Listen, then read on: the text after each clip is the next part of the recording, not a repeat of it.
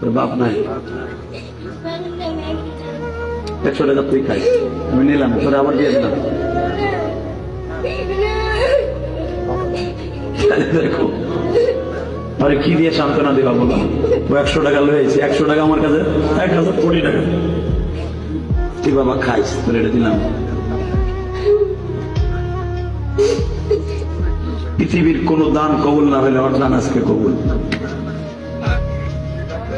কি চাও, কি চাও? তোর আপনাকে 10 টাকা নিছে, তোর এই টাকাটা আমার কাছে 10,000 কোটি টাকা। আল্লাহ তুমি ওরে বলে আলম বানায়, আল্লাহ ওর বাবাকে মাফ করে দিও, ওর মাকে মাফ করে দিও।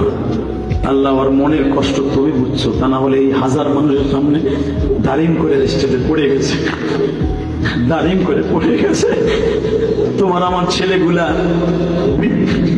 তোমার